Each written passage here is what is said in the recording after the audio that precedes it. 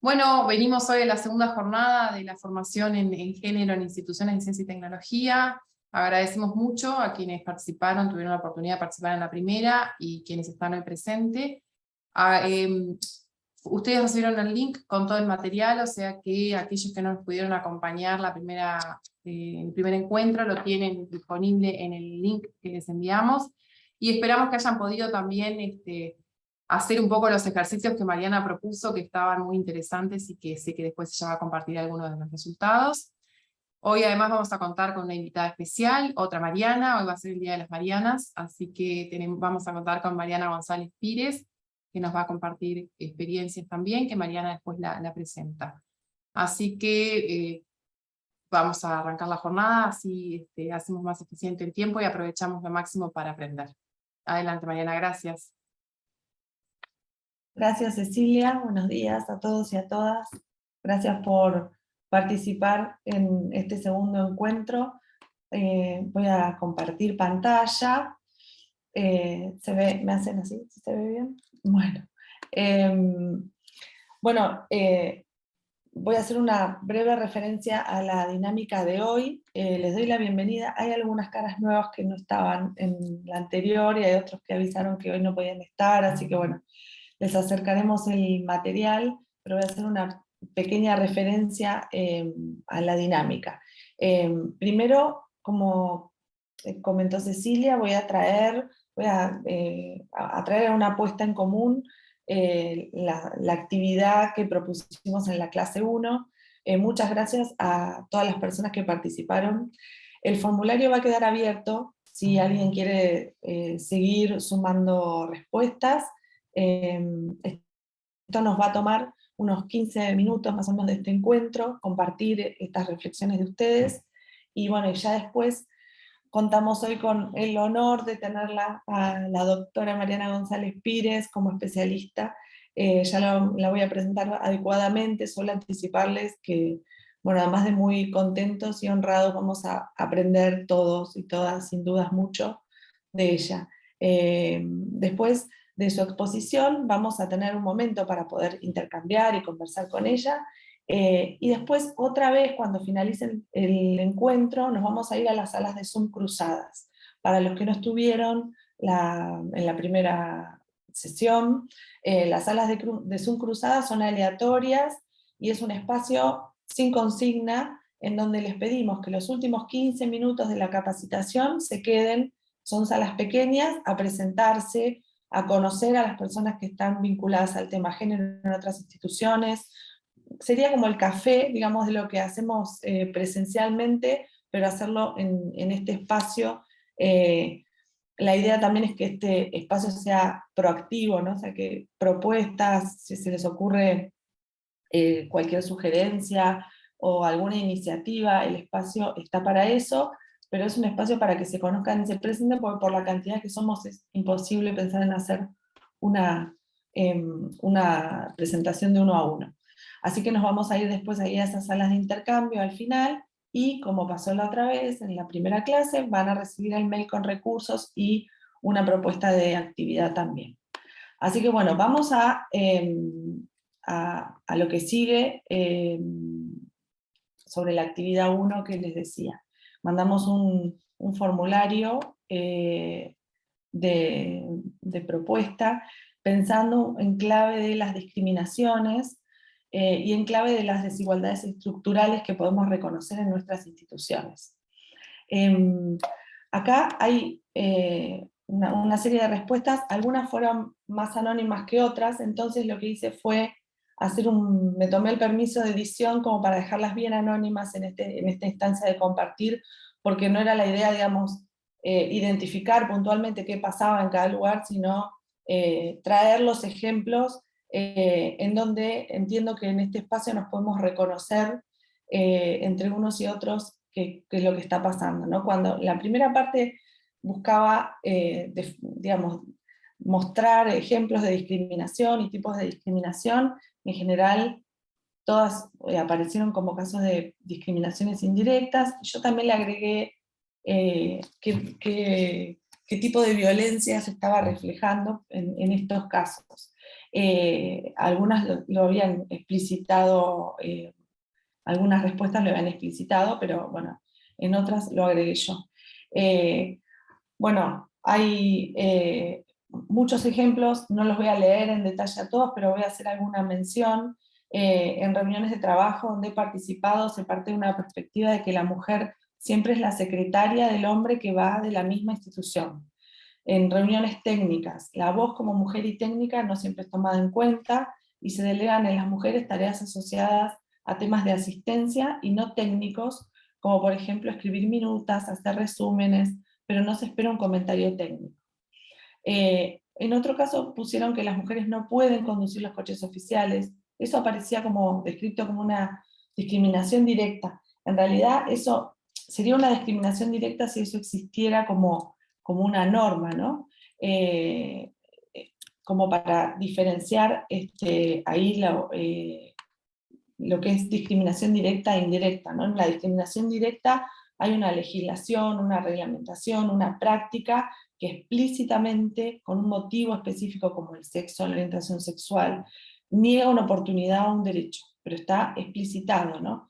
Es un tipo de discriminación que con los años se fue reduciendo enormemente, hay mecanismos institucionales internacionales que prohíben eliminar esas formas de violencia. En nuestros países las mujeres votan, van a la universidad, heredan, ¿sí? El mundo fue evolucionando, mucho discursivamente en este sentido, por eso es importante explicar la discriminación indirecta, ¿no?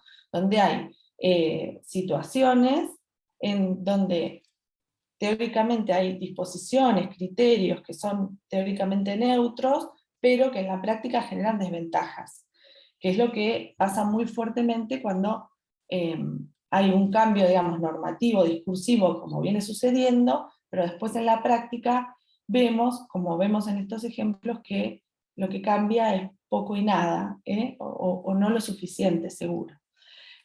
Acá contaban, bueno, que en un lugar de trabajo había asistentes de administración y que el único varón era el que no asumía las tareas diarias, ¿no? Ninguna de esas tareas era responsabilidad del varón, aunque todos tenían el mismo puesto. Acá hablábamos la clase pasada de la violencia cultural, en donde nosotros traemos estereotipos que son difíciles de transformar y que se reflejan también en el ámbito laboral. Acá en este caso hablaban de una interseccionalidad que tiene que ver con la edad, las mujeres y jóvenes con la dificultad de acceder a espacios de coordinación, la dificultad de acceder a puestos de coordinación, a pesar de tener experiencia en la institución, se trae a un hombre de afuera para, digamos, y no se incorpora a la mujer joven. Y después aparece, que va a aparecer también más adelante cuando se pedían violencias estructurales en instituciones de ciencia y tecnología, esto, ¿no? Las mujeres como madres, atrasadas en la carrera, con casi 2 años por cada hijo, decían acá, mientras que los hombres van avanzando progresivamente sin dificultades, digamos, con este equilibrio de familia y de carrera. En muchas instituciones pasa que las personas realizan tareas muy similares, pero que los salarios de las mujeres son más bajos, aún con más calificación y más horas de trabajo dedicadas. Acá cuentan una experiencia en donde en una unidad, a pesar de estar trabajando en un área hace muchos años, se trae a una empresa consultora privada externa sin consultar a la persona responsable, ¿no? Y la respuesta es claramente, vos no entendés de esto. A pesar de que era un equipo que trabajaba técnicamente en esto que era imágenes satelitales y georreferenciación, el dar por sentado que por ser mujer hay cosas que no las va a entender, en especial en temáticas de este estilo. Después hay otra agente que se le ofrece por fuera de lo laboral una capacitación extraordinaria una convocatoria que se hace por fuera de la línea de trabajo, y en el área de trabajo se le anticipa, al enterarse de esto, que no va a poder hacer uso del tiempo de estudio, que el trabajo requiere el 100% de atención. Ella plantea en la explicación, a mi entender es una discriminación por el género, también una manera de enfrentarla a su techo de cristal. Esto es una violencia simbólica, lo interpreto yo también, traía una simbólica porque es algo que va por afuera, digamos, de la vida laboral, no lo afectaría directamente. Se me vino cuando leía esto un ejemplo de una persona muy cercana mía, que cuando fue mamá, su jefe le dijo en una empresa privada, en una corporación, le dijo: ya que vas a estar de licencia 3 meses, podés aprovechar para capacitarte. Es una violencia simbólica, digamos, en el ámbito de la vida privada, o en el ámbito de su vida privada y de capacitación por fuera de la línea, se amenaza con que eso no perjudique la carrera, ¿no? Es claramente una situación discriminatoria, porque a un hombre eso probablemente sería muy poco probable que le suceda. Después, bueno, se habla, no tan frecuentemente, pero aparecen casos como esto de supuestos halagos, coqueterías de niveles superiores en el género masculino. Está bueno verlo y que aparezcan, porque con tanto trabajo de sensibilización, tanto esfuerzo por culturizar sobre estos temas, bueno, esto sigue sucediendo. Y en el ámbito agropecuario sucede además que, como es un área, que esto lo plantea muy bien, dice, por ser mujer en un rubro predominantemente masculino, lo tenés que aguantar, porque si no, dice que no tenés el carácter relajado como para poder trabajar en este medio. Es una violencia simbólica por un lado y estructural por otro, porque no hay instituciones que estén atendiendo estas situaciones, ¿no? Que las estén atendiendo o evitando, previendo. Después aparecen casos de una coordinación entre los jefes de elección de hombres, por no asumir, elegir mujeres porque tienen que atender tareas de cuidado, ¿no? Mujeres solas o con hijos, tienen que ser con una edad que tengan autonomía, ¿no? Que no hijos chicos. Entonces, bueno, esto se tomaba como un argumento dentro de la cultura institucional totalmente normal, para lo cual elegir hombres en la coordinación de equipos. Otra de las situaciones, en este caso hay un caso de interseccionalidad muy claro, porque es una mujer que además pertenece a una comunidad de pueblos originarios, en donde hay un contexto de luchas, bueno, un contexto determinado, pero eso genera un destrato, marginación, digamos, a esta situación. En este caso hay una aceptación y un abordaje formal dentro de la institución, porque se plantea que eso lo toman las áreas de sumario, la dirección de personas, ¿sí? Digamos, no está invisibilizado la situación. Después hay unas cuestiones muy personales, pero que también tienen que ver con las tareas de cuidados otra vez. Soy madre soltera, el papá decidió irse a vivir al interior para apostar a su profesión, y mi profesión la perdí, mis capacitaciones las perdí, tuve que reacomodar mi trabajo a la vida de mi hijo. Bueno, hay todo un planteo de la imposibilidad de crecer, y de esto de la maternidad y la profesión. Y estos son todos ejemplos de quienes están participando en este espacio y que son parte de los CINIA, ¿no? Lo estoy recordando porque nos parece que fuera algo de otro planeta, pero esto pasa entre nosotros, entre los que estamos hoy reunidos en este espacio y en nuestras instituciones. Bueno, después acá hay un caso concreto de discriminación directa, ¿sí? En donde el derecho a la herencia es solo de los varones, y después se plantea otra vez el tema de situaciones salariales. Lo mismo, otra vez, puestos gerenciales o de coordinación, mujeres con más experiencia, con más trayectoria, y el puesto se ocupa por un varón. Después dan un ejemplo en donde en una reunión con investigadores, todos con doctorado, el jefe le pide a una de las mujeres investigadoras que haga el acta de la reunión, y ella le dice, ¿no hay una secretaria para hacerlo? ¿Y por qué se lo pide a ella? Y la respuesta es que probablemente vos tengas buena caligrafía. Bueno, ella le contesta que no tiene buena caligrafía, pero el resultado de esto es que ningún hombre se ofrece para hacer esa tarea, ¿no? Lo mismo, otra vez el tema de la disponibilidad horaria, de la reducción horaria por lactancia, se impiden cargos. Esto a mí me llama la atención, entiendo que no es algo que pueda estar escrito, por lo cual lo pongo como algo indirecto, no debiera estar escrito, pero si la mujer está en lactancia, no puede tomarse esa hora de lactancia o ese tiempo extra de lactancia y tiene que cumplir el horario pleno, entonces no se las toma. Bueno, nuevamente el tema de los cuidados y la poca disponibilidad de tiempo, ya sea para cumplir el horario extenso de trabajo o para viajar por trabajo. Bueno, finalmente, entre los tipos de discriminación, este planteo que me pareció interesante, la frase esta de necesitamos luchar para trabajar, ¿no? Cuentan la experiencia de un área, de un laboratorio, en donde es un equipo formado totalmente por mujeres, en donde prácticamente ni siquiera se los nombra, porque cuenta que es el laboratorio de la universidad, y todos los proyectos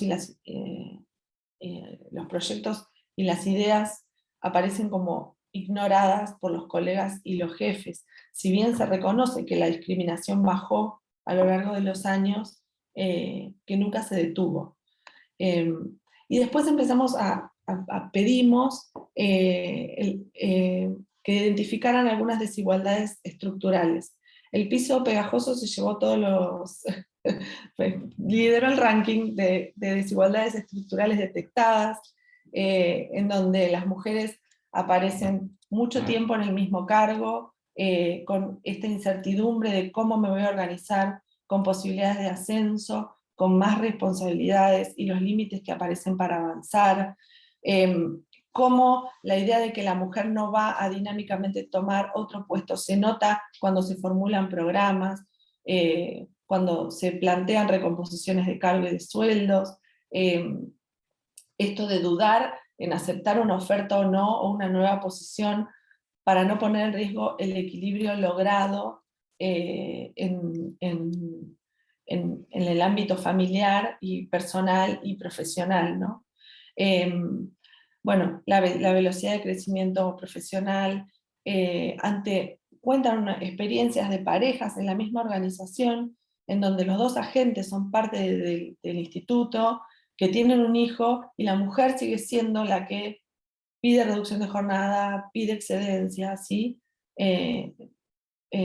Más allá de, digamos, de los periodos de licencia. Se repiten nuevamente las tareas de cuidado, y después ya en relación al ambiente de trabajo, lo mismo que se decía de discriminaciones, ¿no? Siempre somos las mujeres las que ofrecemos el café, servimos la mesa, tomamos nota, cedemos la palabra, los chistes también que se hacen, y una cantidad de comportamientos, digamos, que se van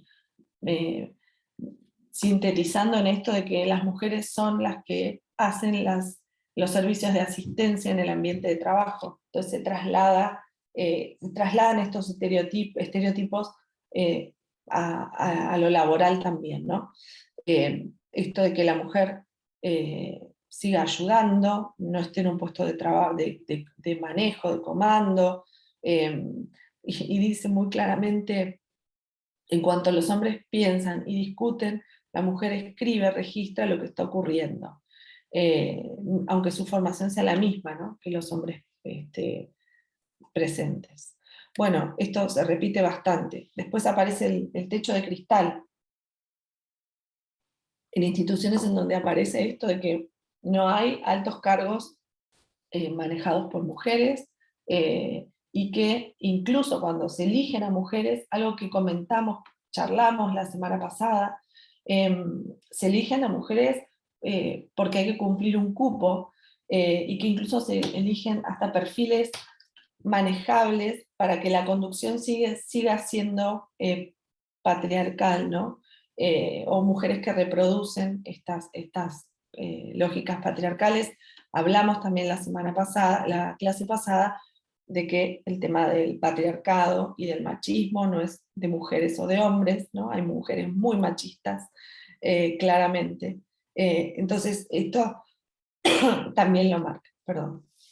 Después, bueno, los cargos jerárquicos, otra vez, los hombres en el poder, siempre. Después aparecen también algunas cuestiones vinculadas a los sesgos horizontales, las tareas de secretarias, de asistentes son siempre de mujeres, prejuicios en el diseño del mismo proyecto, línea programática, en donde ya hay estereotipos en que a las mujeres las vinculamos a habilidades blandas, y a los varones, perdón,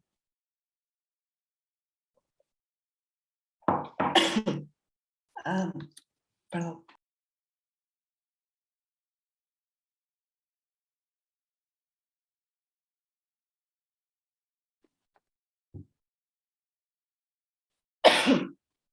Y a los varones con maquinarias o herramientas. Ay, disculpen. No te nos mueras, Marianita. Por favor. Tómate un minuto, Mariana.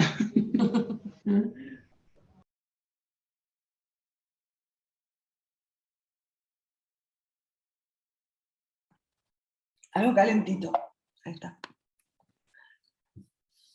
Bueno, la tubería agujereada. Otra vez acá. Muchas mujeres cayendo por estos agujeros de esta tubería, asociados a mandatos, a maternidad, al patriarcado, a reglas asociadas de liderazgo, con esto que decíamos del dilema de Wollstonecraft, ¿no? Liderazgos impuestos desde las masculinidades con formas exageradas de conducta asociadas a lo masculino, a las mujeres que llegan al lugar de trabajo. Esta es la última ya, lo que me interesaba marcar sobre esta actividad, ya con la voz que me queda, es que hay una periodista argentina que es feminista, se llama Lala Pasquinelli, que viene iniciando una serie de campañas muy interesantes, que se llama, es una cuenta de Instagram que se llama Mujeres que no fueron tapa. Hace campañas que están en las redes sociales, algunas muy conocidas, por lo menos en Argentina. Hermana Solta el reloj, Hermana Solta la panza se llama.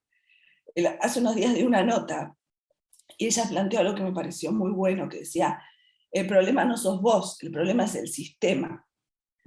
Yo lo recupero, y esto lo veía cuando leía los contenidos, ¿no? en esta síntesis, pensando en nuestro ámbito laboral de ciencia y tecnología, ¿no? Habiendo leído todos estos ejemplos que con mucha generosidad trajeron. Lo que quiero decir acá es que no sos vos, no es el equipo que te tocó, no es solamente a quién tenés de jefe o de jefa, ¿no? No es solamente la cultura machista en el agro, es todo eso, pero es más, conformando un sistema en donde esto que vimos recién es un pequeño emergente. Entonces, un poco la idea es que este espacio de formación sirva para que agudicemos las miradas de este rol que nos toca en las instituciones, porque es evidente que esto sigue pasando, que es reiterado, que es casi estructurado. Claro, es un desafío grande hackear esta idea. Mariana, si querés te aliviano de presentar a Mariana. Bueno, pero Sí. creo que, digamos, es una mirada incómoda, es apelativo. Espero que esto sirva también para introducir a quien realmente importa escuchar hoy, que por algo me estoy quedando sin voz así, que es Mariana González Pires, que nos acompaña muy generosamente. No sé si tenés... Sí, yo si querés que la introduzco desde el punto de vista profesional a Mariana, que también realmente le agradecemos muchísimo el tiempo y la buena voluntad y la buena disposición para participar. Es un honor en el curso. Mariana tiene experiencia profesional vinculada al diseño, lo voy a leer porque lo recibí recién y si no, no. Al diseño y evaluación de políticas públicas, con énfasis en la perspectiva de género. Es magíster en políticas públicas y desarrollo humano de Flaxo, Argentina. Candidata a doctorado en estudios sobre desarrollo, Universidad del País Vasco, investigadora invitada del Instituto de Gobierno de Políticas Públicas de la Universidad Autónoma de Barcelona.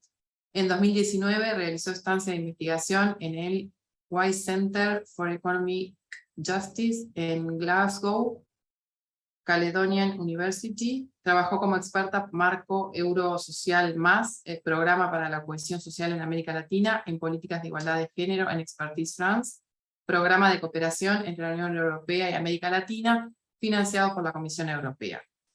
En Cooper Acció, Barcelona, forma parte del grupo de monitoreo de la Agenda 2030 feminista, programa de incidencia política, sensibilización y diagnosis, liderado por las entidades Creación Positiva y la Asociación Drets Sexuals. Bueno, ahí está en vasco, en catalán se me complicó.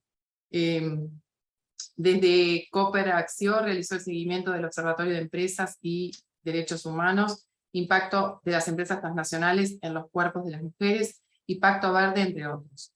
Previamente en Uruguay, responsable de la asesoría en género y políticas sociales en la Oficina de Planeamiento y Presupuesto de la Presidencia, cargo en el cual coordinó la incorporación de la perspectiva de género en el presupuesto nacional y en la creación de leyes, por ejemplo, ley número 19.685 sobre promoción del desarrollo con equidad de género, para la disminución de las brechas en género en las compras estatales y su impacto en el empoderamiento económico de las mujeres. Participó del equipo de trabajo en los estudios de perspectiva en género, diseñó la línea de gobierno de mesa interinstitucional para el seguimiento de las políticas públicas para las mujeres en ciencia, tecnología e innovación, tema que continúa desarrollando en Barcelona en articulación con CERCA, Centros de Recerca de Cataluña. Muy bien, Mariana. Ay, perdón el catalán. Estuve mal yo porque cuando empezó a hablar Mariana, Mariana Argentina, me acordé que nunca había mandado el resumen de CV y envié lo que tenía en el momento. Estuve muy mal, lo siento.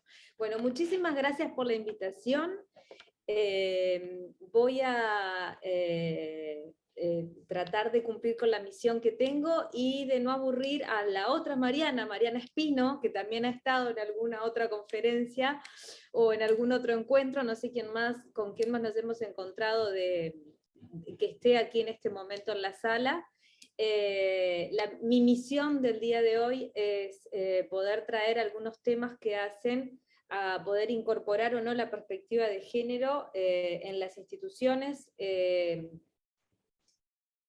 Increíblemente empezaron a golpear en el edificio en este preciso instante, así que supongo que voy a tener que lidiar con concentrarme en la presentación y tratar de ignorar que, no sé, se está produciendo una ruptura importante en algún muro. Bien, bueno, muchísimas gracias. Voy a tratar de hacer una presentación como suelo realizar, bastante provocativa, para que podamos cuestionarnos un poco dónde estamos, cómo nos manejamos, y esto que decía Mariana al principio, darnos cuenta que la problemática es mucho más amplia de donde nosotros estamos inmersos, ¿no? Y hay algo que no nombramos y siempre estamos como mirando las instituciones, mirando el Estado y las políticas públicas, y eso está muy bien, pero hay un conflicto interno que se da en la interna de los hogares, que en realidad nunca lo estamos visibilizando ni lo estamos politizando, y los hogares no son unidades armoniosas, y en la medida que no entendamos que tenemos que poner en el centro la vida, difícilmente podamos reorganizar qué es lo que está sucediendo con nuestros sistemas laborales y todo el resto de los sistemas que trabajan en conjunto. Pero bueno, no sé si Sofía o Cecilia van a hacer a ir pasando cada uno de los slides y empezamos. Yo lo hago. Pueden mandar comentarios o interrumpir o lo que quieran, como lo sientan en su momento. Bueno, mi misión hoy es hablar sobre los criterios para el análisis del institucionalismo de género, en este caso en Procesur. Hicimos una reunión previa con las colegas de Procesur para ver más o menos las características, quiénes estaban participando y demás. Alguien tiene el audio abierto, y es un varón, parece. Guille, Sofi, Guille. Bien, entonces, por favor, la anterior, Sofi. La segunda, que es la anterior, para atrás, por favor. Ahí está. Entonces, vamos a hacer muy por encima, vamos a hablar del concepto de género, porque yo ya sé que ustedes lo estuvieron trabajando con Mariana en el encuentro anterior. Hablar un poco de los modelos económicos, cuáles son los sesgos que están dentro de los modelos económicos y que también atraviesan lo que son las realidades y la cotidianeidad y las definiciones políticas dentro de una institución. ¿Qué tiene que ver con la perspectiva feminista? A veces cuando hablamos de feminismo decimos, yo no tengo nada que ver con eso del feminismo. Bueno, vamos a explicar exactamente de qué va esto y por qué es que es una mirada rupturista. Vamos a estar trabajando un poco el diamante del bienestar, cómo afectan las interseccionalidades y el concepto, y luego los requisitos para la institucionalización de las políticas de género en las instituciones científicas. Siguiente, por favor.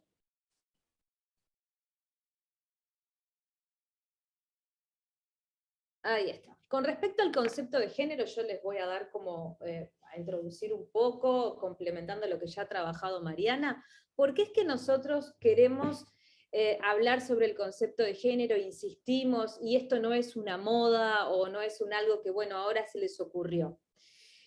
El concepto lo que intenta hacer es superar el esencialismo, ¿no? El esencialismo lo que hace es construir categorías de hombre y de mujer, y a partir de sus funciones sexuales, definir o justificar las inequidades que se dan a nivel social. Bueno, esto te pasa por ser mujer, esto te pasa por ser varón.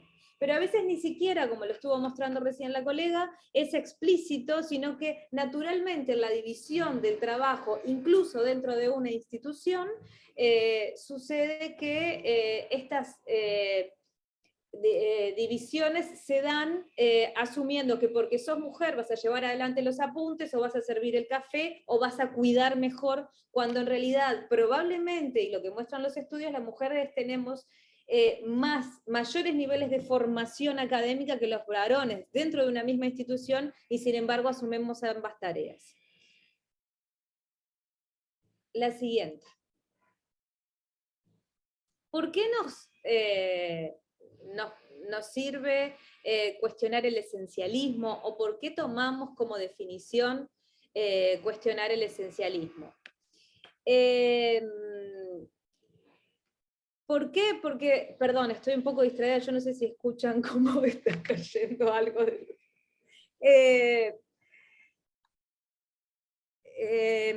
Primero porque es importante, dice Londa Shiver, porque explica que la investigación científica muchas veces se justifica explicando que las mujeres no pueden hacer un trabajo científico de la misma calidad de los hombres por su naturaleza física o psicológica. Muchas veces sucede que en los niveles de formulación de proyectos, de interpretación, de salidas de campo o demás, se da por hecho o se justifica por ser mujer que las mujeres no pueden hacer un trabajo científico de la misma calidad por ser mujer. ¿Ok?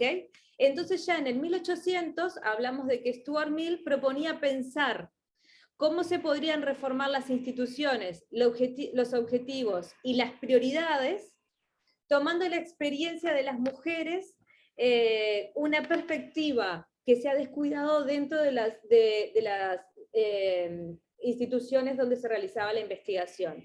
A esto voy en que ya en el 1800 se hablaba de la importancia de que las mujeres fueran parte de los procesos de formulación, de investigación y de interpretación, y que estamos en el 2022 todavía viendo cuáles son las limitantes para que esto suceda. La siguiente, por favor.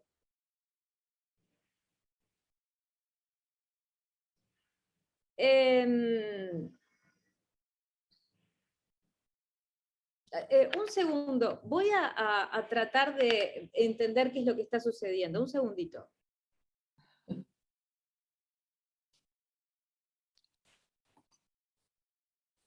Bueno, fue un día accidentado. Ya estoy recuperando la voz por acá. Así que después seguimos.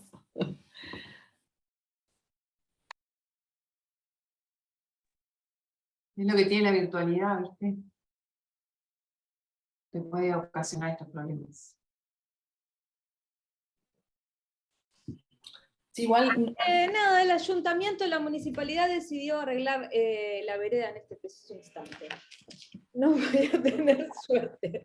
Mariana, no molesta, se te escucha perfecto. No, es que yo siento que me están taladrando la cabeza, entonces me distrae, pero no, puedo. Entonces, el género es una categoría que nos ayuda, eso de ponerse las gafas violetas, observar desde otro lugar, a desnaturalizar la transformación de lo que es la diferencia sexual en desigualdad social, porque en definitiva lo que termina sucediendo es que se justifica la desigualdad social, económica y política por la diferencia sexual, por ser hombre o mujer. Es como que ya está dado, que las mujeres vamos a ser más pobres, que vamos a asumir doble carga laboral y demás. Es una forma de desnaturalizar un sistema de desigualdad social que está claramente instalado. Esta desigualdad es sostenida por el mercado. El sistema económico en el que estamos insertos sostiene estos procesos de desigualdad. A su vez, se nutre de esta relación de inequidad y del orden que promueve. ¿Por qué? Porque las mujeres tenemos doble carga, doble jornada, se invisibiliza la importancia del trabajo de cuidados, como si existiera un muro que dividiera la vida pública de la privada y como si los cuidados de las otras personas quedaran circunscriptos al orden de los hogares, cuando en realidad ahora lo que vamos a tratar de demostrar son otras propuestas en las que hablamos de una arquitectura más de fronteras más porosas, dinámicas y permeables, donde todas las instituciones nos tenemos que hacer responsables de los cuidados de quienes vivimos, de las personas que somos parte de este mundo. Siguiente, por favor.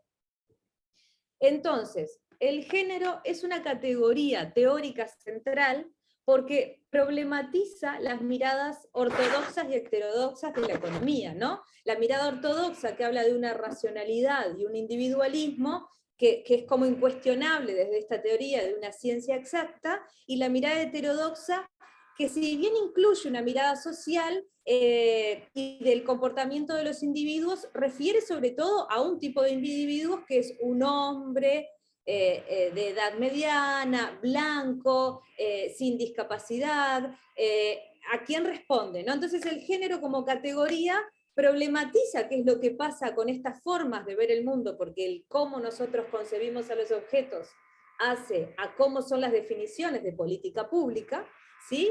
El género también, o la categoría de género como un instrumento central, también lo que hace es cuestionar el encajar a las mujeres sin modificar las reglas del juego, que eso sucede mucho en las instituciones, y lo decía anteriormente Mariana, esto de, bueno, sumamos mujeres, y bueno, ponemos una mujer acá, y toda la maquinaria sigue siendo exactamente igual, pero vamos sumando mujeres como si le fuéramos poniendo a un edificio muy grande un balcón, o algo que en realidad, un apéndice que de alguna forma lo que hace es dar la idea simbólica de que están siendo consideradas las mujeres, pero la maquinaria sigue funcionando exactamente igual. Y si las mujeres que se suman no son parte de ese sistema tal cual está dado, naturalmente tienden a caer como cualquier apéndice mal puesto en una maquinaria o en un edificio que ya está pensado y conformado de otra manera. Por otro lado también, la categoría de género hace un planteo teórico disruptivo, ¿no? Esto de poder mirar desde un lugar diferente y despejar, dice Butler, las ideologías sexistas. Perdón si estoy hablando muy alto, pero estoy tratando de tapar el ruido de fondo. Siguiente. Entonces aquí lo que traigo hoy también, estaba pensando en quienes ya han estado en alguna de las presentaciones y lo que hablábamos el otro día con Cecilia y con Mariana, de lo que pasa en Presisur, cómo pensar más amplio, ¿no? En esto, cómo pensar que en realidad debemos poner en el centro la vida, el receptor de los cuidados, esta teoría que en realidad plantea Ravazzi en el 2007, en el centro poner a los niños, niñas, a las personas con discapacidad, a los adultos mayores, a una persona en situación de enfermedad, cómo poner en el centro la vida y cómo podemos pensar que tiene que haber una arquitectura que promueve el cuidado, donde por igual existe una responsabilidad, familia, Estado, mercado y organizaciones. No es que hay un cuidado en el que yo tengo que ir a mi casa, que es un hogar como una unidad armoniosa y aparte del resto del mundo donde yo tengo que desarrollar esa tarea de cuidado, sino que si yo pongo en el medio la vida, y pienso que hay una interacción compleja y que las fronteras entre el Estado, la familia, el mercado y las organizaciones son fronteras porosas y dinámicas, también asumo que hay una responsabilidad de todas las partes, ¿sí?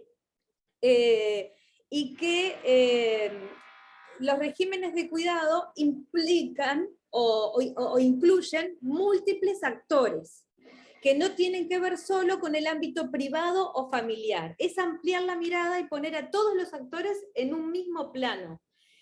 Analizar las responsabilidades en cada caso.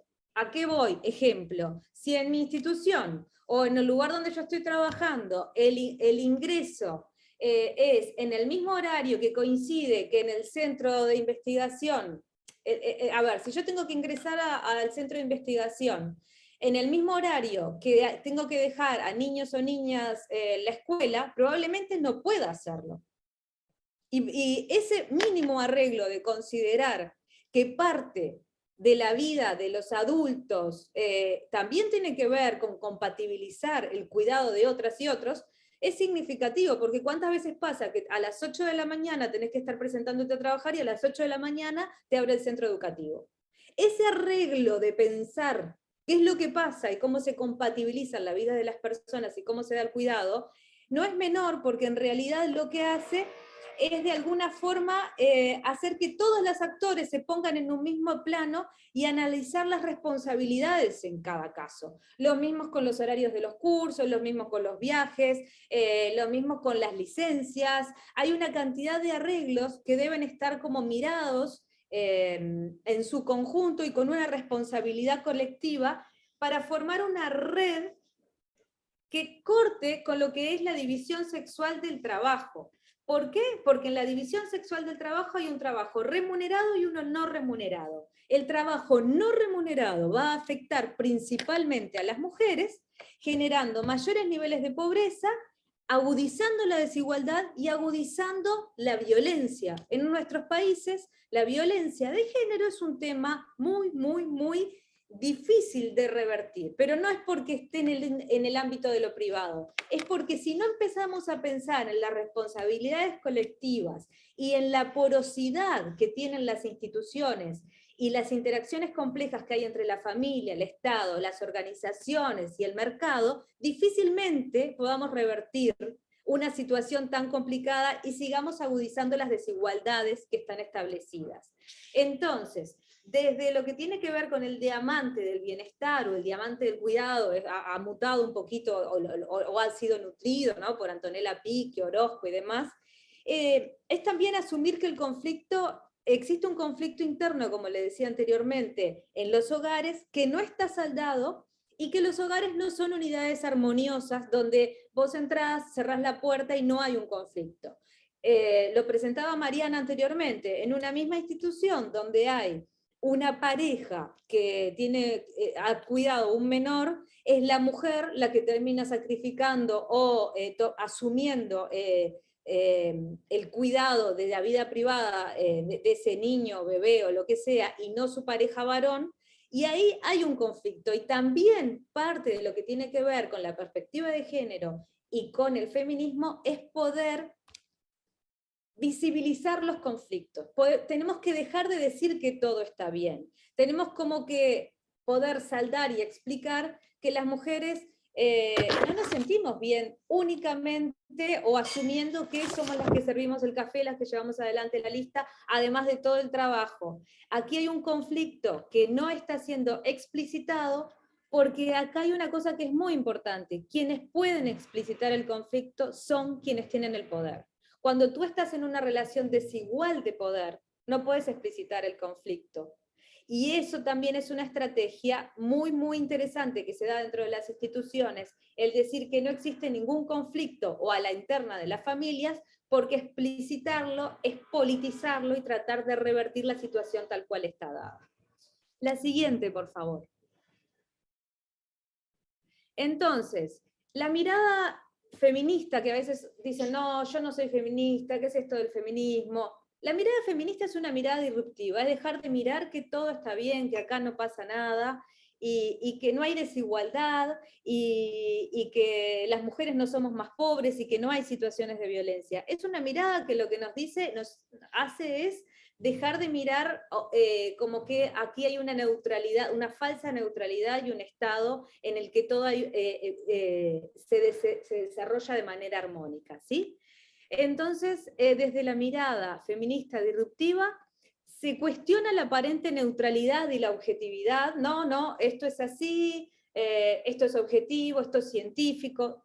Empezamos como a politizar y a pensar desde dónde surgen los conceptos, de dónde se basan o se desarrollan las prácticas en una institución. Es asumir que hay un componente político en cada una de las decisiones, en los cursos, en las horas extras, en quién lidera los grupos de investigación, en el trato, en cómo se dan todas las relaciones de poder dentro de una institución, ¿sí? La mirada disruptiva feminista lo que hace es entender que el sujeto y el objeto de estudio están interrelacionados y que emergen de una misma sociedad, porque a veces lo que sucede también en las instituciones es que tratamos de dar como una idea de falsa neutralidad a la hora de elegir, y es como indiscutible porque queda contextualizado dentro de un marco teórico de una neutralidad que es imposible de sostener, porque toda decisión subyace un elemento político, ¿sí?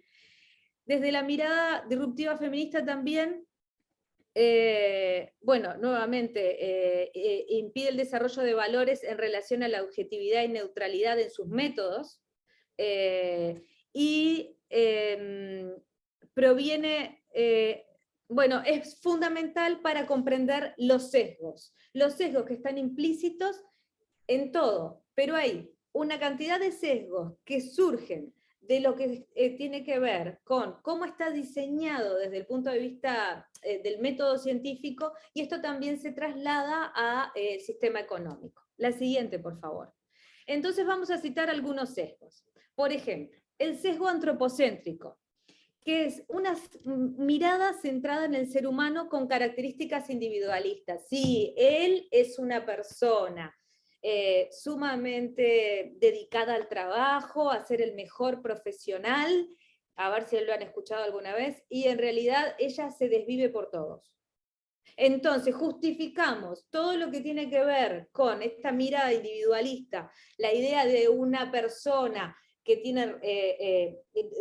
la domina la razón, ¿sí? Como si la razón y la emoción no tuvieran relación, ¿no? Hay un muro que divide. Es una persona, es un sesgo en el que se basa en la ciencia, la técnica y el trabajo como camino hacia el progreso, ¿no? Este sesgo lo que tiene es que marca como modelo hegemónico algunos hombres. Ceci, te fuiste. No, Sofi. Marca a algunos hombres, marca al hombre blanco, académico, heterosexual, como modelo, y que todo lo que está por fuera de este mismo, de este modelo, deja de ser valioso. Podemos cliquear sobre el slide. Perdona, Mariana, lo que pasa es que se me cuajeringó esto. Déjame un segundo que te la vuelvo a compartir. Digamos por la 9, ¿no? Estás bajando, no llegamos igual. Bueno, entonces, ¿qué pasa? Este sesgo, ¿sí? Lo puedo compartir yo si quieres. No, ya lo tengo. Dame un segundito nomás, Mariana, que... No hay problema. Lo que sucede con este sesgo es que también de alguna forma marca como una división entre lo racional y lo emocional. ¿Ok? Entonces, nuevamente, lo que hacemos es como dar una idea que supedita algo que es importante y valorado por lo que no es tan importante y no es tan neutro, ni es tan científico como es lo emocional. Entonces, ¿qué hace? Marca la razón, divide la razón y la emoción, la cultura y la naturaleza, lo productivo y lo reproductivo. Y si esto mismo lo trasladamos a lo que dijimos anteriormente del esencialismo, podemos ver que en general se asocia al hombre con la razón y a la mujer con la emoción, ¿no? Al hombre con la cultura y la mujer más relacionada con la naturaleza. Al hombre con lo productivo y a la mujer supeditada con lo reproductivo. Entonces el sesgo antropocéntrico es muy importante en los modelos que existen dentro de las instituciones en las que nosotros formamos parte y en los modelos económicos, porque de alguna forma jerarquiza y pone uno sobre otro, primero como si fueran diferentes y no se pudieran relacionar, y además ponen escalas o niveles, ¿no? En el que todo lo que tiene que ver con razón, cultura y producción va por encima de la emoción, la naturaleza y lo reproductivo. No sé si les suena. Bueno, el siguiente. Después, el sesgo androcéntrico es este varón hegemónico que desconoce las relaciones de poder que se dan en los sistemas de género, porque él es neutro, acá no pasa nada. ¿Sí? Y entonces, todo lo que no se asimile a él es de una categoría inferior y deficiente. Si tú no sos un varón blanco, académico, intelectual, de clase media alta y con ciertas características, probablemente el resto, lo que no sea parecido a ese modelo hegemónico, tenga una tendencia a ser un poco inferior y deficiente. Y esto también afecta hasta en los procesos de selección dentro de una institución. Y más si lo pensamos contextualizado en nuestra categoría, en nuestro contexto latinoamericano, donde muchas veces incluso negamos la diversidad apelando a este tipo de sesgos. La siguiente, por favor. Este sesgo, el sesgo eurocéntrico, ¿sí? Da una imagen de poder, de jerarquías simbólicas, de este hombre dominante, superior, cristiano, que lo que hace es, de alguna forma, entender que nos va a los subdesarrollados y a las regiones profanas y salvajes, se les va a trasladar este referente ético como modelo. ¿Por qué es tan importante también el sesgo eurocéntrico, analizarlo? Primero, porque, bueno, primero, o no sé, mencionaría, lo primero que me surge mencionar, ¿no? Es que en América Latina desconoce los factores medioambientales. no sé si ustedes escucharon esa larguísima presentación que le mandé por mail a las colegas en el último momento, que yo he trabajado en el tema del impacto de las empresas transnacionales, el impacto medioambiental en América Latina. ¿Qué sucede? Desde este modelo, las empresas transnacionales se constituyen a nivel latinoamericano, contaminan y generan, desde el punto de vista material, se enriquecen a costa del trabajo de las personas que de alguna forma las va a desarrollar porque son subdesarrolladas y que necesitan desde el punto de vista económico algo para salir adelante. No se cuida la naturaleza, no se cuida a las personas, y se entiende que lo que se está haciendo de alguna forma es dándole algún componente ético o dándole una referencia de cómo salir adelante o llevar adelante los procesos en el mundo. Este sesgo eurocéntrico en Latinoamérica ha sido especialmente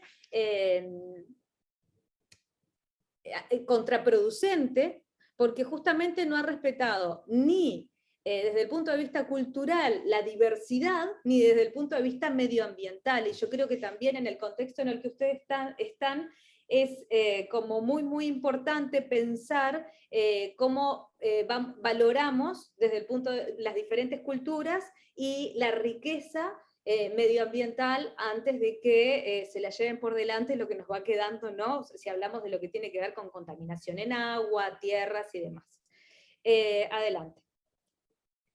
Entonces, la modernidad que tiene que ver con lo que les venía planteando, ayer estaba pensando, ¿no?, que iba, al charlar con ustedes, me parecía como importante traer cómo nos ha afectado el concepto de modernidad, porque la modernidad trae una visión de dominio de poder androcéntrica, ¿no? Hablábamos recién del sesgo androcéntrica, establecida sobre el resto del mundo vivo. Es como que el hombre domina al mundo vivo, ¿no? Este es un concepto que viene desde la modernidad y muy extendido y que ha afectado a nuestra cultura latinoamericana, donde el desarrollo de la tecnología desconoce los límites de la naturaleza, y los valores de emancipación están construidos sobre una idea de dominio y una emancipación que se traslada a la construcción de culturas económicas, sociales y también políticas, ¿no? Es como una visión científica y filosófica que se da desde la modernidad y que se traslada a nuestros pueblos, establecida sobre el dominio de la naturaleza, y es como una noción de que hay una emancipación y un progreso que separa la cultura de la naturaleza. Y en realidad, nuevamente, como tratamos de pensar cómo se da el cuidado desde una interacción compleja de familia, Estado, mercado y organizaciones, y como también tratamos de hablar también o de abordar que desde el esencialismo no hay una racionalidad y una emoción y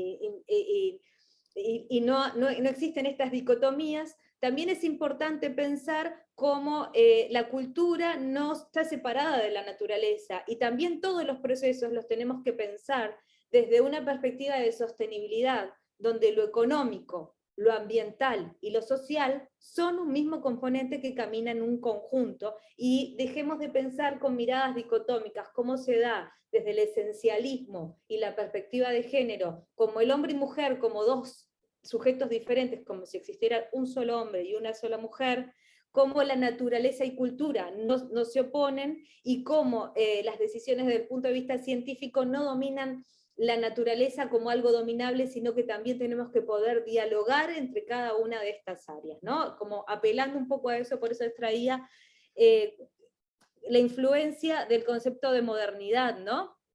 Porque de alguna forma también, como pongo acá, consolida científicamente desde la división romana entre cultura y naturaleza, y genera un muro ontológico que separa a las personas del resto del mundo. Esta es una concepción muy romana, que nos afecta en el día a día y que nos hace pensar también en estas jerarquías simbólicas que lo único que hacen es nutrir o agudizar las desigualdades en regiones tan desiguales como las nuestras. La siguiente, por favor. ¿Por qué existen todos estos sesgos? ¿O por qué nos ponemos a pensar en cuál es la función del sesgo? Y Astrid Aguejo Calderón nos dice claramente que estos sesgos se han producido en un desplazamiento y reducción progresivos de las problemáticas estudiadas. Que también los sesgos dan lugar a la omisión de las implicancias políticas, éticas y normativas de los principales supuestos de los que parten las corrientes hegemónicas, siempre afines a los intereses y los poderes fácticos, convirtiéndose en un férreo corset de defensa del status quo. ¿Para qué sirven los sesgos? Para no modificar las estructuras existentes. Porque cualquier persona que es disruptiva o cualquier movimiento que intenta generar algo diferente pasa a ser señalado porque no responde a estos sesgos, ni el sesgo eurocéntrico, bueno, no, es una mujer que en realidad se viste de tal o cual manera, yo no sé qué tan buena será desde el punto de vista académico o qué tan buena será profesionalmente porque no responde a esto, o es una persona que ha hecho este comentario, no sé qué tanto puede saber desde el punto de vista racional, porque en realidad su comentario fue muy emocional. A esto voy, ¿no? Cómo estos sesgos en la vida cotidiana de las instituciones y en las decisiones también hacen a que existan compartimentos estancos y que no se modifique. Y la no modificación de cada una de estas, de cómo se van desarrollando y se van conservando estos sesgos, hace a incorporar o a agudizar más los sistemas de desigualdades en los que estamos, que son claramente visibles, pero que, como lo decía anteriormente, solo pueden ser mencionados, politizados y denunciados por quienes tienen el poder. ¿Ok? La siguiente. Bueno, de esto ya lo hablamos. La siguiente. Entonces, ¿qué sucede con el modelo económico? Desde lo que tiene que ver con la economía política feminista, y como les decía, el modelo económico se traslada a lo que son las actividades que realizamos todos dentro de las instituciones científicas. Digo, todos son como muros permeables y estamos insertos en un sistema económico, y por eso es que la situación actual es que se genera un conflicto entre el capital y la vida, y el valor del capital se da a costa del expolio de la vida humana y de la naturaleza, es lo que explica desde la economía política feminista. ¿A qué vamos con esto? Que para que existan seres humanos que puedan estar dentro de una institución, ser útiles, trabajar y demás, y ser productivos desde el punto de vista, ¿no? Productivo, no reproductivo, desde lo que es esta concepción, tienen que tener cierto cuidado, tienen que estar desde el punto de vista físico, emocional y social en un equilibrio, y ese equilibrio no se lo da la institución que lo capta, sino que se da a la interna de los hogares. Entonces, hay todo un trabajo que tiene que ver con el sostenimiento de la vida humana que mostrábamos en el diamante al principio, que se da a la interna de los hogares, y que después, desde el sistema económico que tenemos actualmente, tal cual está dado, se toman los recursos a esas personas útiles para el mercado, se toma la naturaleza como si fueran bienes que estuvieran dados y no se consideran luego en cómo es que vamos a cuidar o cómo nos vamos a responsabilizar todo de cada una de estas partes. Hablamos de las personas, hablamos de lo que las personas quieren ser y hacer de sus vidas, hablamos de la naturaleza y hablamos de los equilibrios propios que tienen que ver con el desarrollo. La siguiente. Entonces, desde la economía política feminista se pregunta si este sistema económico permite sostener la vida tal cual está dada. Muchas veces yo veo que la mayoría de quienes están aquí participando hoy son mujeres, y muchas veces nos preguntamos, ¿cómo hago para compatibilizar lo laboral con el sostenimiento de mi vida privada, los cuidados, y el sostenimiento mío también como persona, ¿no? Que a veces también, o muchas veces queda invisibilizado, ¿no? Entonces, dice que hay una depredación de los recursos materiales, hay una posesión de los bienes comunes, hay una apropiación de los recursos políticos, hay una explotación del trabajo doméstico y, sobre todo, del trabajo racializado, y que hay generaciones, ¿no?, de acumulación versus generación de zonas de despojo actualmente, y que esto genera mayores niveles de desigualdad, Y lo que la mirada rupturista que se hace desde el feminismo tiene que ver con cambiar la estructura y no estar sumando, como quien pone en el lomo de un animal más grande que va andando, otro porque es lo que hay que hacer, sino es cómo pensamos en reorganizar los sistemas dentro de una institución para que sean más justos y para que pensemos cómo nos responsabilizamos de la vida de todas, no solamente de las vidas de quienes merecen ser vividas, que responderían a este modelo hegemónico, sino la vida de todas las personas. La siguiente. Y aquí nos pensamos, ¿no? ¿Se puede trasladar todos estos sesgos, lo que se llama la teoría del iceberg, ¿no? Estos sesgos de los que estuvimos hablando, ¿no? De una base oculta o una base oculta del trabajo, una feminización invisibilizada a lo institucional.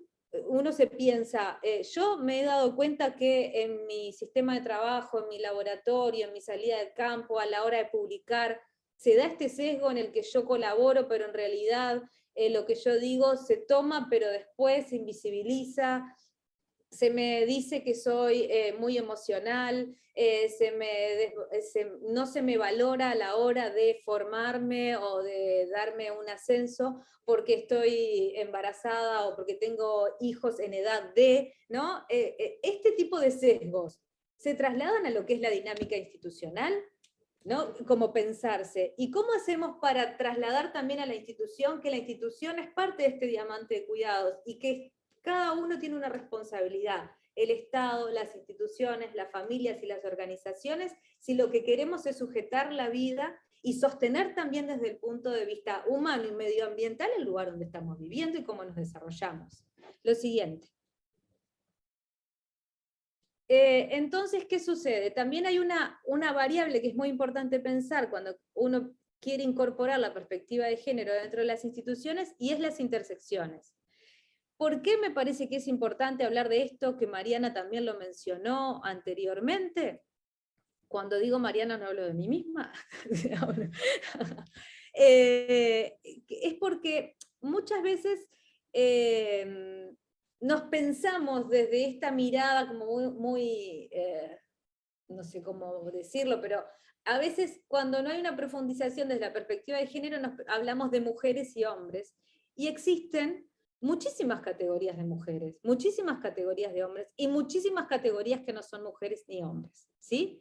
Entonces, las intersecciones es una crítica a la categoría, ¿no? Mirar desde la intersección, es una crítica a la esencia de la categoría de mujer mainstreaming del feminismo, ¿no? Entonces, habla sobre cómo existen en el mundo y dentro de nuestras instituciones sistemas de opresión, dominación y discriminación. Porque no es lo mismo ser el que llegó grado 1, joven, y que todavía no tiene un gran tutor que hace 20 años que lo apañe dentro de una institución, que ser la persona que lleva 30 años en una institución, que ya tiene el mayor grado y que ya tiene su red de apoyo. ¿Qué pasa? Hay distintos sistemas de opresión que tienen que ver no solamente con el sexo, sino con la raza, la clase social, la procedencia, la nacionalidad, que son como capas que van presionando y apretando, y lo que se construye son sistemas de opresión y dominación y discriminación, que no son mencionados, pero que a la hora de tomar decisiones pesan muchísimo y que se configuran en una nueva categoría. No, a los becarios. Ah, no, decí que esto lo hagan tales. No, ahora el nuevo rubro va a venir para tales. ¿Por qué? Porque se van generando categorías en las que unos quedan en mayores sistemas de opresión, dominación y discriminación por sobre quienes están sosteniendo las dinámicas de privilegio y de exclusión. Y eso también es muy importante, porque sucede en todas las instituciones. Incluso sucede a la interna de una familia. La siguiente. Entonces, como decíamos anteriormente, es importante mirar desde la sostenibilidad de la vida. ¿Qué es la sostenibilidad de la vida? Situar en el centro las necesidades. El éxito es el bienestar humano y no lo económico. ¿Sí? Entonces, ¿cómo hacemos para que las personas se encuentren bien?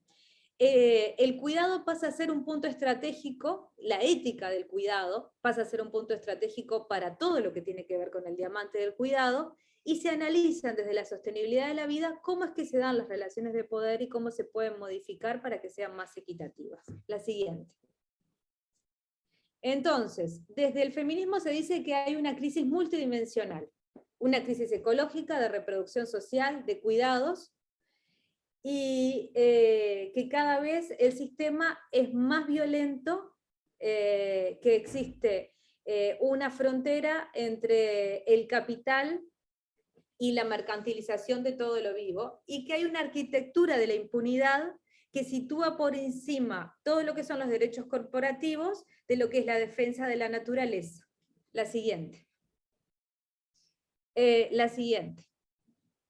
Entonces, el reto es dejar de pensar en políticas sectoriales y pensar en una transversalidad, asumir el rol que tiene la naturaleza, responsabilizar lo que es la conciliación de los cuidados, poder hablar de los malestares que hay y repartir el trabajo de manera más equitativa. La siguiente. Históricamente lo que nos ha sucedido es que hemos hablado de lo que es el gender mainstreaming o la transversalización de género. Desde el año 95 venimos hablando de la transversalización de género. Sucede que la transversalización de género es intangible. Es muy difícil entender dónde se está transversalizando. Entonces pueden existir distintas estrategias, que alguien arme un proyecto y que después le digan transversalizar el género, que los 8 de marzo llamen a una comisión, entonces estemos entendiendo que esa institución está transversalizando género, el Día de las Niñas en las TICs, o el 25 de noviembre, que es el día que se denuncia la violencia de género, ¿no? ¿Qué pasa? Desde el punto de vista político, las instituciones y las personas y quienes lideran están hablando fuertemente sobre lo que tiene que ver con la perspectiva de género, y estamos teniendo la idea simbólica de que es un interés llevar adelante esto, ¿sí? Pero ¿qué pasa? Como dice Valfama, lo retórico, ¿no? Todos estos discursos que tenemos esos días que nos piden que nos saquemos la foto, se ahogan en papel mojado, pero no se materializan. Entonces nosotros pensamos, ¿por qué si hicimos todas estas actividades, estos talleres, sensibilizamos, hemos trabajado todas estas horas, no cambia, y ahora que hay un proceso de selección en una dirección, por lo menos no fomentan que haya una subdirectora para que en un futuro haya pueda aplicar a director? ¿Qué es lo que pasa que nada se materializa? Es que uno de los graves problemas del gender mainstream o la transversalización de la perspectiva de género es que no se puede medir. Entonces, es importante ver de qué forma incorporamos la perspectiva de género en una institución para que sea medible. La siguiente. Y acá es importante también observar que la incorporación de una temática nueva a una institución, sí o sí, es el resultado de un proceso político envuelto en una red de actores que responden a los intereses de la agencia. Si la gente que está, las personas, los grupos, las y los investigadores que están dentro de una institución, no están asociados o sensibilizados o definidos de incorporar la perspectiva de género, no lo van a hacer por más que exista un decreto. ¿Por qué? Porque dentro de las instituciones hay grupos de poder que para modificar la práctica que ya tienen institucionalizada tienen que sentir que de alguna forma lo que van a hacer los va a validar y va a ser útil, y se van a sentir reconfortados con lo que están haciendo. Por reglamento, ningún grupo, porque las autoridades pasan, los gobiernos pasan, ¿sí? Y los grupos dentro de una institución quedan. Cada institución tiene sus propios grupos de poder. Algunos son visibles, pero los grupos de poder más fuertes en general no son visibles. Son redes invisibles de confianza, son grupos que gestionan las decisiones a nivel político y económico por fuera de las mesas de trabajo, donde las mujeres en general son las que toman nota. Entonces, para que en una institución entre una temática nueva, y una temática tan molesta como vendría a ser repartir el poder desde la perspectiva de género, y ponernos en igualdad de condiciones a hombres y mujeres, desde el punto de vista de desarrollo profesional, de nuestros sueldos y demás, dentro de una institución, tiene que existir un deseo real de ese grupo por poder hacer una práctica diferente. Porque ningún grupo se mueve porque diga, ah, mira, qué interesante, ahora vamos a hacer que todos ganemos igual. No, tiene que existir una asociación con esto, una adherencia, que es lo que se llama desde el punto de vista del institucionalismo. Entonces, para que los actores institucionales se muevan, tienen que tener incentivos y las expectativas para adherir al proceso. Si no, no lo van a hacer. Tienen que sentir que lo que están haciendo es importante. La siguiente. Entonces, hay 3 elementos importantísimos para observar dentro de una institución para ver si lo que estuvimos trabajando anteriormente, que tiene que ver con los sesgos, con la división del poder, con cómo ponemos en el centro la vida, con cómo dejamos de hacer como que el cuidado es solo de las mujeres que están dentro de una institución, cómo nos responsabilizamos de todo lo que está sucediendo, incluso los cursos, los viajes, los ascensos y demás, ¿no? Paulatinamente, pero cómo nos responsabilizamos de todo esto. Hay una relación que es importante observar y es cómo se da la relación entre las reglas, las prácticas y las narrativas. Las reglas es lo que está escrito. En los proyectos a partir del año 2020 que no tengan perspectiva de género, o que en las cabezas de investigación, o que en los papers no exista una división, no sé, 30X, lo que sea, no van a ser financiados, hasta que no exista una reglamentación para el año 2030-2025, en esta institución se apuesta a que la dirección sea paritaria, por eso van a existir cargos intermedios, no, lo que sea, ¿no? Después podemos hablar de cuántas estrategias se pueden hacer.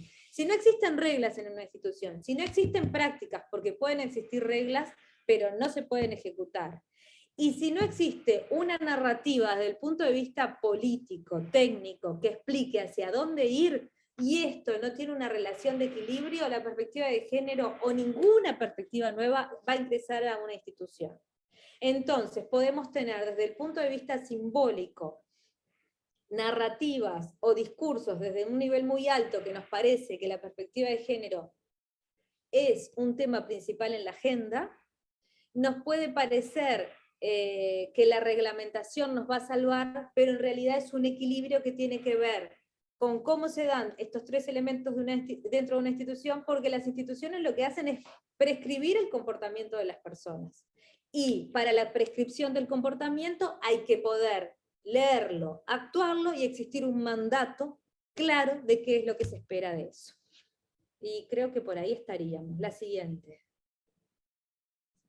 Entonces, dentro de los criterios para el análisis del institucionalismo de género, primero que nada, no se trata de encajar a las mujeres, ¿no?, dentro de los sistemas o las reglas del juego que ya están dadas, porque si no estaríamos hablando de hacer una deificación de las condiciones existentes de desigualdad social, ¿no? Estaríamos divinizando, estaríamos como estimulando desde el punto de vista simbólico la creencia de que hay un ser elevado o superior, y que las mujeres tenemos que homologarnos o actuar o prescribir nuestros comportamientos de acuerdo a lo que es este ser elevado o superior, ¿no? Entonces, cuando queremos montar a las mujeres a un proceso que ya están dando, una máquina que están dando, sin entender que esa estructura tiene que ser modificada, estamos teniendo el efecto inverso, que es la deificación, ¿no?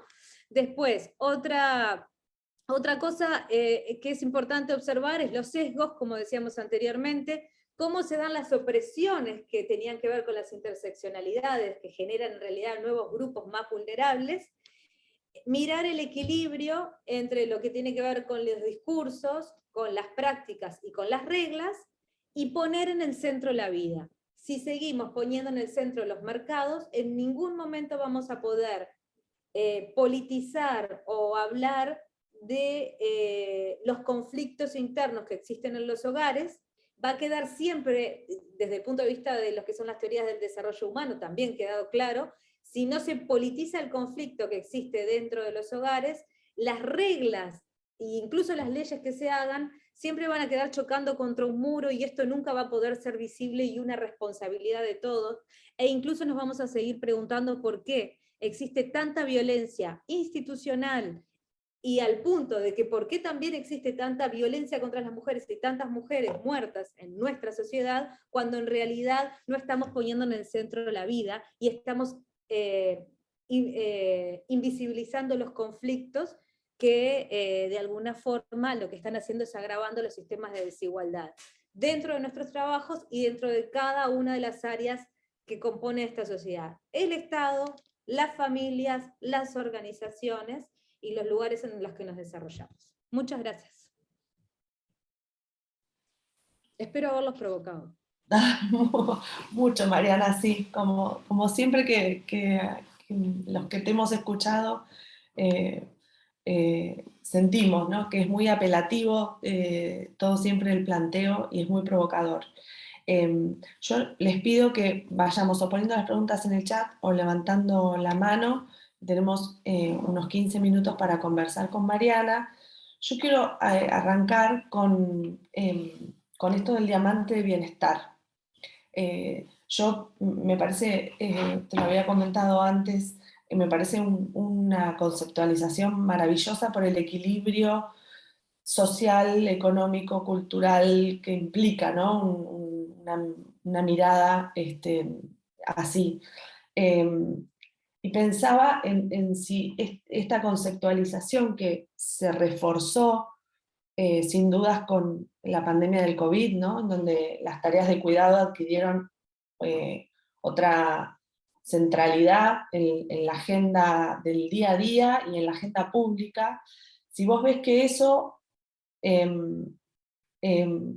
tuvo suficiente incidencia en no solo en la definición de políticas públicas, yo entiendo que sí se ve en países de nuestra región muchas nuevas definiciones y políticas vinculadas a las tareas de cuidado y a ponerlas en valor, pero también en los feminismos, en las institucionalidades supranacionales.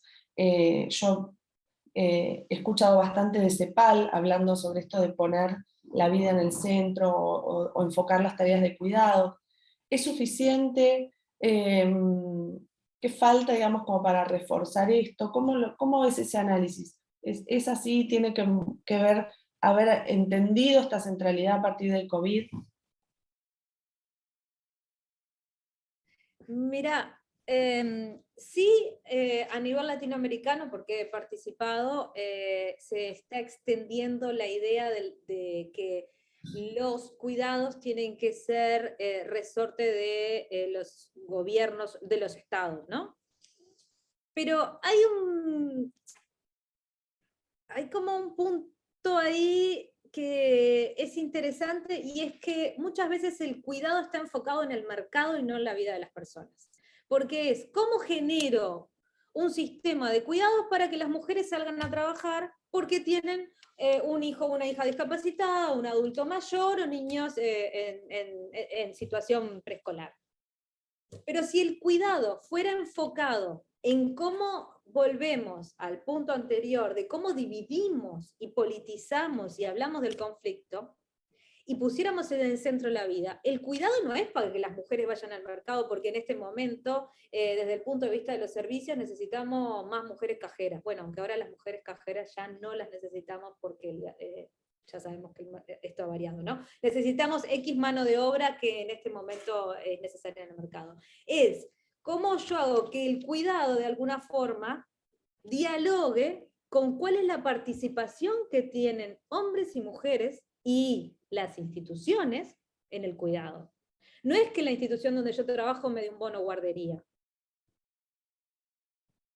Es cómo la institución donde yo trabajo, ¿sí?, o me pone una guardería al lado, porque bueno, o te pongo una sala de lactancia. No, es cómo entendemos los ritmos, las edades que tienen las personas que están en la institución, cómo entiendo los cursos, las capacitaciones, los horarios, y las posibilidades, y cómo entiendo que afecta en todo, desde todo punto de vista, y no quiero extenderme, pero a mí me parece que hay una crítica, hay un avance, sí, en pensar en un sistema de cuidados, pero si el sistema de cuidados realmente tuviera una perspectiva feminista, estaríamos dialogando y discutiendo de cuál es el rol de los padres en el cuidado. Y en las actividades científicas se ve muchísimo, porque en general son de la misma área, y en general las mujeres son las que se toman la licencia y los hombres no.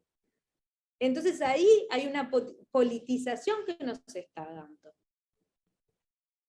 De hecho, los estudios demuestran que en las parejas de nivel de clase media alta, de nivel educativo, universitario, en la distribución, en el uso del tiempo, los estudios de uso del tiempo demuestran que cuando son una pareja que se inicia y no tiene hijos, el tiempo dedicado en las tareas de cuidado del hogar es paritario, pero en el nacimiento del primer hijo se hace 70-30.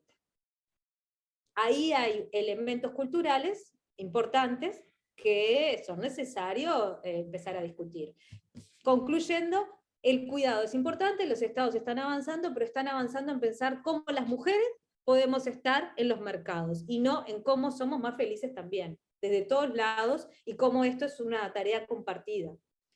La corresponsabilidad. Claro, el concepto de bienestar, ¿no? Claro.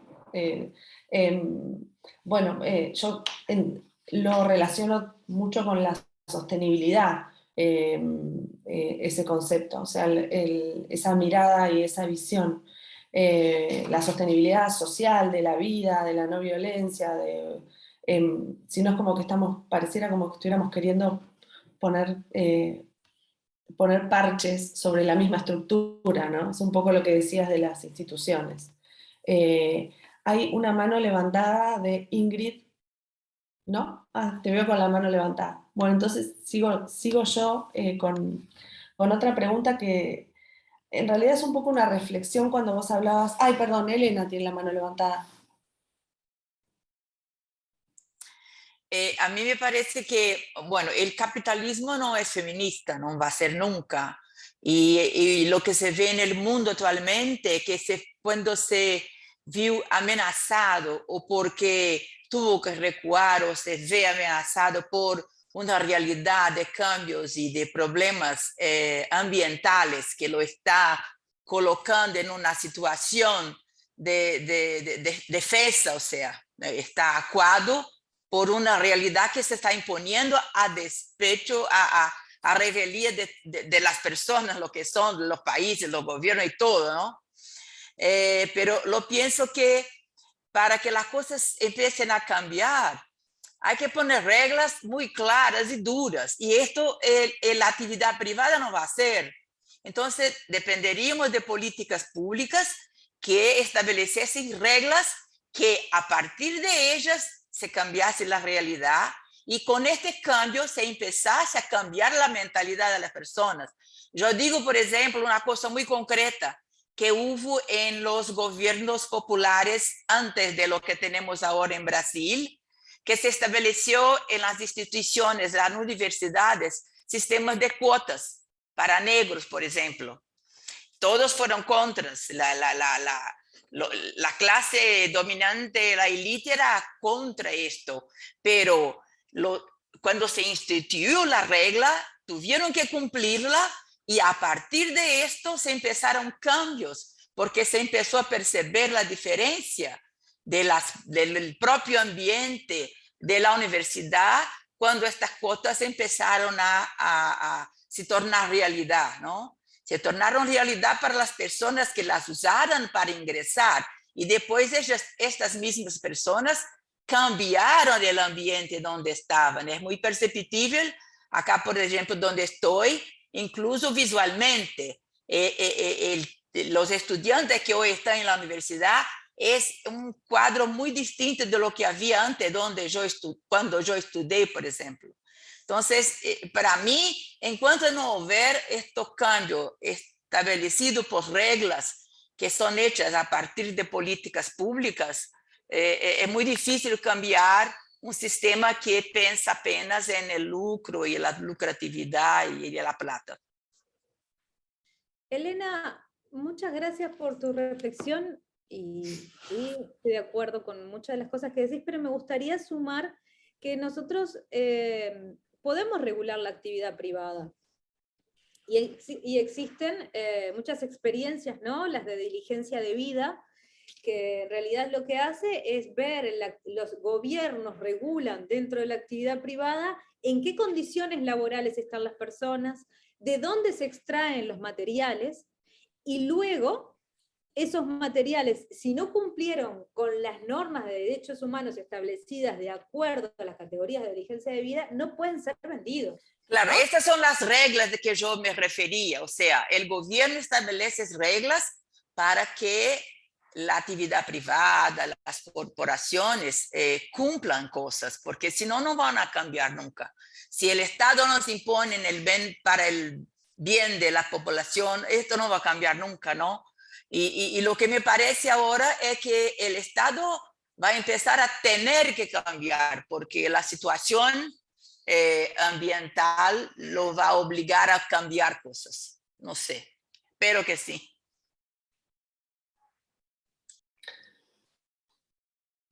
Cristina también tenía la mano levantada. Antes quiero hacer una salvedad, Cristina, que es que esto que decía Elena lo último y todo lo que conversó Mariana, yo lo vinculo un poco con lo del eurocentrismo también, en términos ambientales y de las agendas que nuestros institutos tienen en términos de, por ejemplo, el tema de gases de efecto invernadero, ¿no? En donde aparecen hasta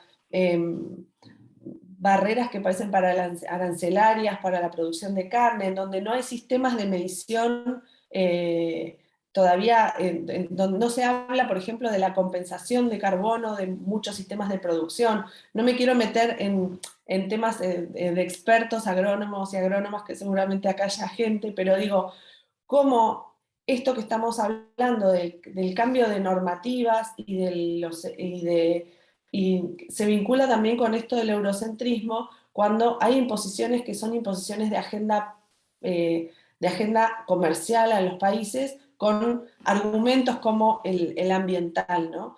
Y en esto la dejamos a Cristina, pero después también me inquieta qué argumentos, por ejemplo, el de transversalización o estrategias de transversalización, qué agendas estamos importando que no se correspondan, digamos, en términos de género y de cómo trabajar esto en agendas que no sean acordes a lo que la realidad latinoamericana y de nuestra región necesita, o las tenemos que construir.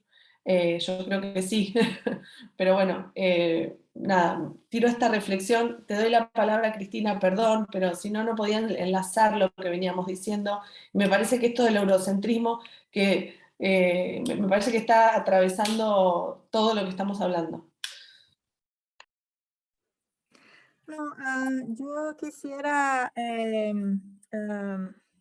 añadir, ¿no?, a esa discusión sobre el tiempo que es dado por el Estado, porque en Brasil, por ejemplo, si tú trabajas y tú embarazas, tú tienes un tiempo para estar con el hijo que há un tiempo atrás eran de 3 meses y hoy creo que es de 6 meses, no tengo certeza, pero se amplió ese tiempo, ¿no? Y tú tienes siempre esa cuestión, ¿no? Que es tu tiempo en cuanto mujer y el tiempo que necesitas para el mercado, para tu profesión, etcétera. Y el tiempo que los niños necesitan y que sería importante, vamos a decir, que la madre esté con él, ¿no? Eso incluye incluso el tiempo de la lactación, ¿no? Há unos tiempos atrás, bastaba hasta los 6 meses. En Brasil se habla ahora lactación hasta los 2 años es lo mejor, ¿no? Entonces, esa es una cuestión.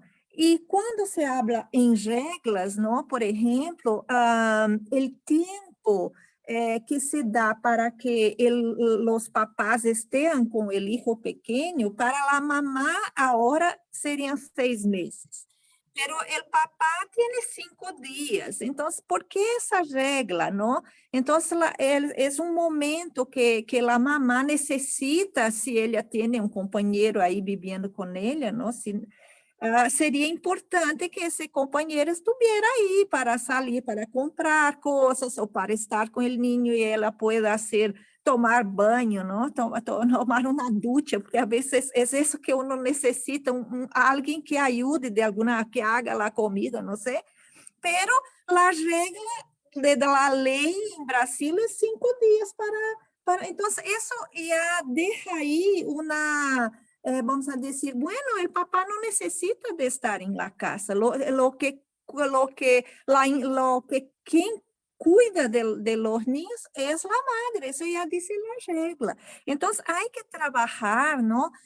Y la regla, ella está, vamos a decir, ella dice cómo es la idea de las personas o cómo era en el pasado. Hay que cambiar eso. Entonces, dentro de Embrapa, por ejemplo, hay gente de Embrapa aquí en el grupo de la área de recursos humanos, ¿no? Yo soy pesquisadora, entonces yo no puedo decir así, pero yo sé que un tiempo Embrapa daba más tiempo para el papá y era una cosa de la empresa, una decisión interna de que sería como 27 días, no sé. La ley dice 5 días y la empresa daba esos más 20 días, vamos a decir así, ¿no? Aí la fuente habla, na Embrapa empregada terá direito a 20 dias, sí, de paternidade. Então, a empresa dá esses dias a mais, não? Então, isso tudo hay que pensar, sabe? Essas regras são coisas que como eram vistas em el passado, hay que repensar todo isso, não? Y, por ejemplo, en países donde las mujeres ahora no tienen más hijos, porque tenemos varios países donde porque la queda en Brasil ya no se repone la población en Brasil. Estamos con 1.9 hijos por casal. Entonces, no repone más la población, ¿no?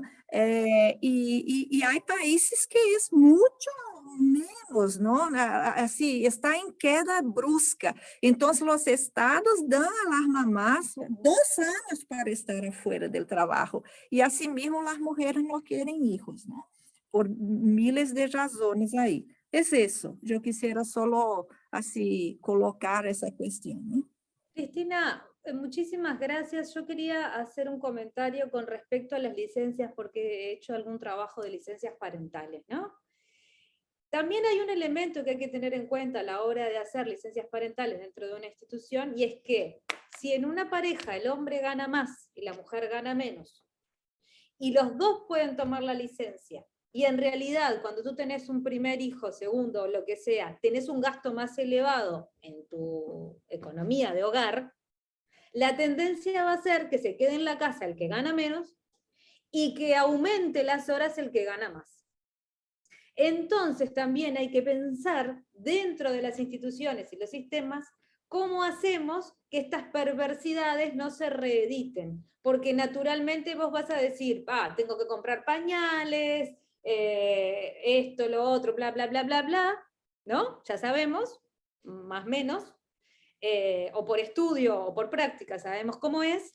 Entonces, vos que ganás más porque pudiste acceder antes a un cargo más alto que el mío o estás en un mejor momento, porque generalmente los hombres llegan un poco más rápido, no lo vamos a estar explicando, porque yo explico a Mariana, yo me quedo en casa, que necesitamos el dinero, y vos, y me tomo la licencia entera y vos no. Entonces, en temas de licencias parentales hay muchas veces una decisión monetaria que tiene que ver con un sesgo y con cuestiones que las instituciones no toman previamente, y eso también, si en sus instituciones van a hacer algo por el estilo, hay que tomarlo en cuenta.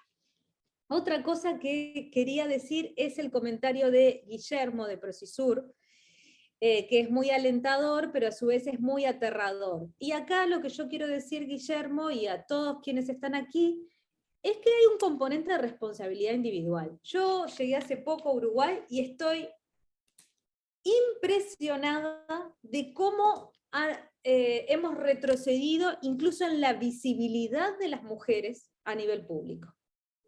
Tenemos mesas de científicos donde no hay mujeres.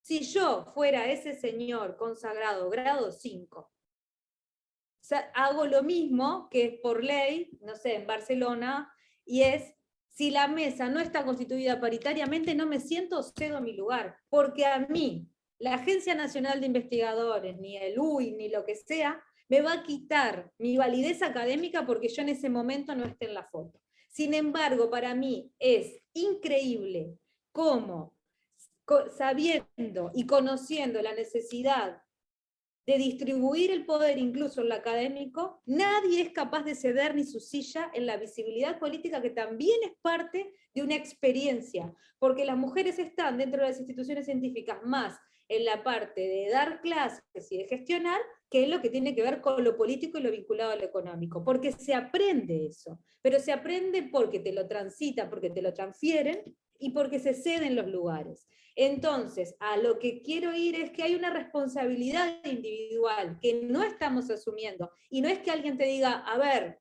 tú sos un científico, y lo digo masculino consagrado, ¿por qué no cedes tu espacio? Sino que también hay una autocrítica de qué es lo que yo puedo hacer en el espacio en el que estoy habitando, qué es lo que puedo hacer en mi laboratorio, qué es lo que puedo hacer en mi camioneta cuando voy a la salida del campo, qué es lo que puedo hacer yo para no seguir reeditando estas situaciones de desigualdad.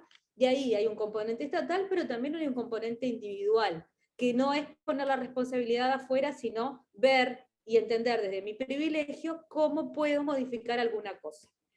Eso, por un lado, ¿no?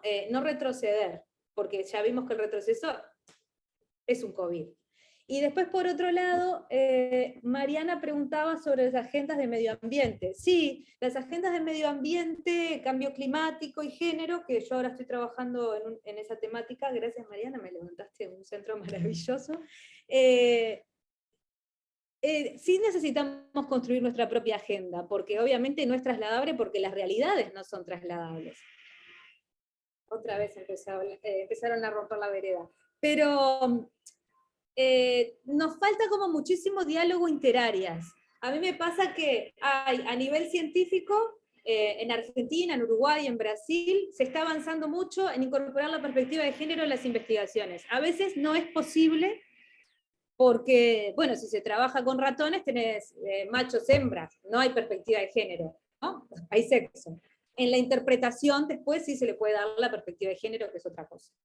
Pero hay muchas investigaciones, se está incorporando la perspectiva en muchas áreas, pero esto no está teniendo un diálogo ni un correlato con quienes son las y los decisores de política pública. Entonces, nuevamente tenemos las y los que investigan e incorporan la perspectiva de género, quienes deciden política pública y quienes trabajan en lo medioambiental. Y a mí me han llegado a decir incluso que el tema medioambiental y la perspectiva de género es una nueva moda de las feministas, ¿no? Así que si habrá que construir agenda, si habrá que pensar cómo hay un impacto diferenciado, ¿no? Desde el punto de vista, no sé, de la obesidad, del rendimiento escolar, el tema de los parásitos, la contaminación del agua, los guisófilos, no sé, las arroceras, hay millones de ejemplos que ya ustedes, más que yo, conocen, que tiene que ver con un impacto diferenciado, que tiene que ver con que las mujeres son las más pobres distribuidas en el territorio, que llevan adelante hogares monoparentales, y que obviamente ante una situación medioambiental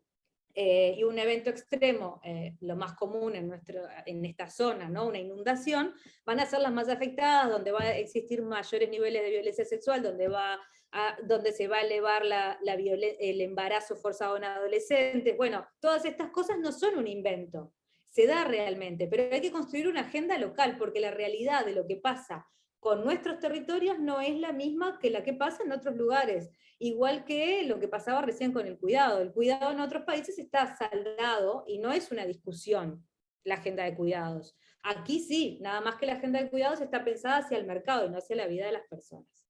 Listo. Mariana, tengo a Cora que tiene la mano levantada. 2 minutos te pido, Cora, nada más, porque así tenemos un ratito para hacerlo de los grupos Lo de los grupos que andan dando vueltas, les pido disculpas, pero es importante esos espacios. Decir 5 minutos. No,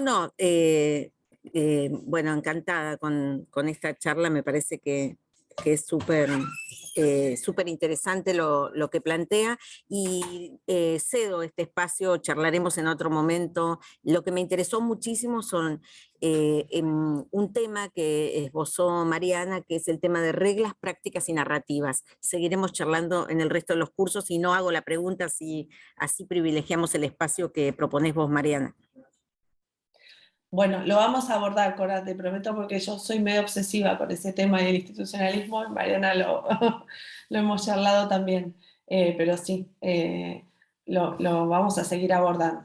Hay un comentario de Loida, de Paraguay, en las perspectivas de género, ¿cuáles son los términos correctos? Varón, mujer, hombre, mujer, considero que utilizar los términos correctos es fundamental para avanzar. Sí, en general, el varón-mujer con las descripciones que ustedes mismos han hecho en los encuentros. Loida, no sé si estuviste en la reunión anterior, pero ahí hicimos toda una definición de términos bastante precisos que está dando vueltas el material.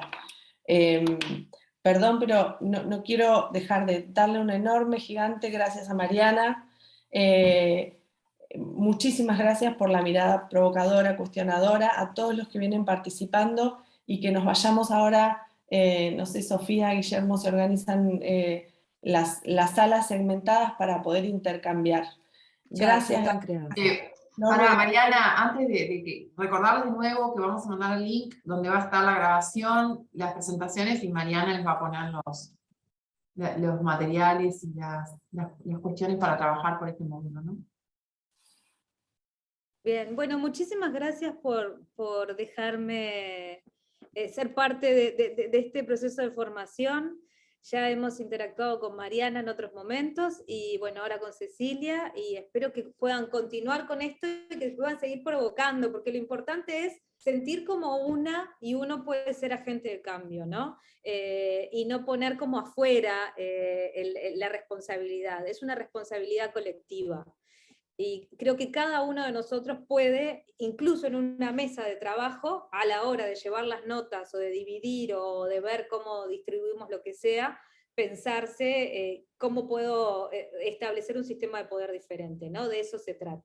Y es un gusto conocerlos y conocerlas a todos. Muchas gracias.